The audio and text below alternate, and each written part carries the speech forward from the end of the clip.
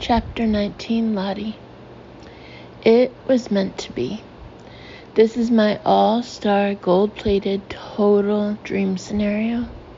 Ben and me on a boat again, skimming across the Aegean waves, on our way to total bliss. Thank goodness we've left the Amba. I know it's luxurious and has 5 stars, but it's not the real Mykonos. It's not us. The moment we were dropped off for the day at the little bustling port, I felt something buried inside me come alive. This is what I remember of Mykonos. Old white houses with shutters and shaded streets and elderly women in black sitting on corners and the dock for the ferry. The port was full of fishing boats and water taxis, and the overpowering smell of fish made my senses reel. I remember that smell. I remember all of it. The sky is a bright morning blue, and the sun is dazzling my eyelids, just as it always did. I'm lying back in the water taxi the way I did when I was 18. My feet are in Ben's lap, and he's idly fiddling with my toes, and there's only one thing on both our minds. My skin has recovered perfectly from its allergic reaction, and Ben was keen on a quick shag this morning, but I talked him out of it. How could we consummate our marriage in a boring old hotel bed when instead there's a chance to do it in the cove where we first did it all those years ago? The romance of it makes me want to hug myself. Here we are after all those years, going back to the guest house, married. I wonder if Arthur will be there. I wonder if he'll recognize us. I don't think I look that different. I'm even wearing the same tiny tie-dye shorts I wore when I was 18, and praying desperately they don't split. Spray splashes my face as we bump across the waves, and I lick the delicious saltiness off my lips. I'm surveying the coastline as we pass and remembering all the little villages we explored back then, with their narrow, cobbled alleyways and unexpected treasures like that half-ruined marble statue of a horse we once came across in the middle of a deserted square. I look up to share this thought with Ben, but he's engrossed in his iPad. I can hear rap coming from it and feel a flicker of irritation. Does he have to listen to that now? Do you think Arthur's still there? I try to attract his attention. And that old cook? Can't be, surely. Ben looks up briefly. I wonder what happened to Sarah. Sarah again. Do I even know this girl? The music seems to be getting louder. Now Ben's rapping along. He really can't rap. I mean, I'm being a dispassionate, loving wife here, and he's crap.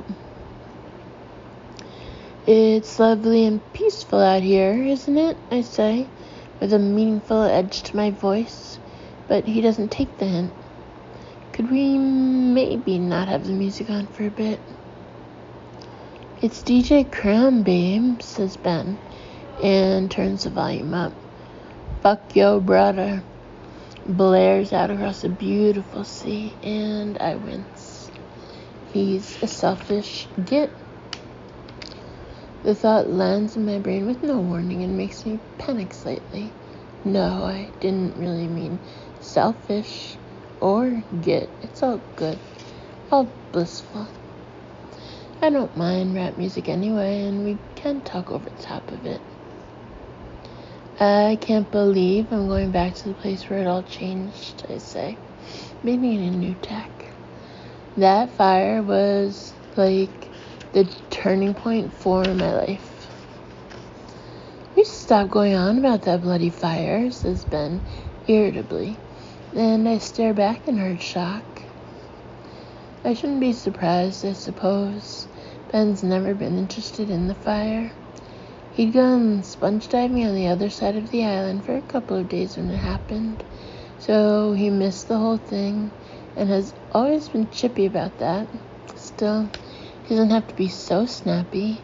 He knows how important it was to me. Hey, he suddenly exclaims. He's peering at his iPad, and I can see he's just got a text. We're fairly near the coast, so there must be some random patch of signal. Who is it? Ben looks as though he's bursting with pride and excitement. Has he won something? Heard of someone called Yuri Zernikov? He only wants a private meeting with me. Yuri Zernikov? I gape at him. How come? He wants to buy the company. Wow. And do you want to sell? Why not? Already my mind is whirring. This would be amazing. Ben would get a lump of cash. We could buy an old farmhouse in France. Yuri wants to talk to me. Ben seems totally puffed up. He asked for me personally. We're going to meet on his super yacht. That's amazing. I squeeze his arm. I know, it is amazing. And Laura can get... Ben stops himself. Whatever, he says moodily. There's some weird vibe going on which I don't understand, but I don't care. We're going to move to France, and we're about to have sex, finally.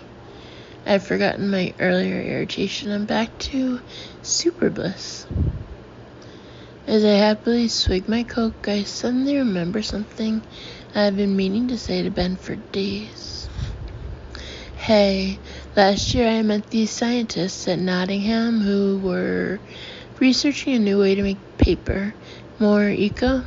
Something about a special filtering process. Have you heard of them? No, Ben shrugs, but Lorcan might have. Well, you should link up with them, do some funding or whatever. Although I suppose if you're selling the company, I shrug too. Doesn't matter. That's a good idea. Ben nudges me. Do you have lots of good ideas like that? Millions, I grin back. I'm going to tell Lorcan right now. Ben starts typing at his iPad. He's always going on about research and development. He thinks I'm not interested? Well, bollocks to that. Tell him about the Zernikov meeting too, I suggest. Maybe he'll have some good advice. Immediately, Ben's fingers freeze and his face closes up. Not a chance, he says at last, and shoots me a warning look. And you're not saying a word to anyone either.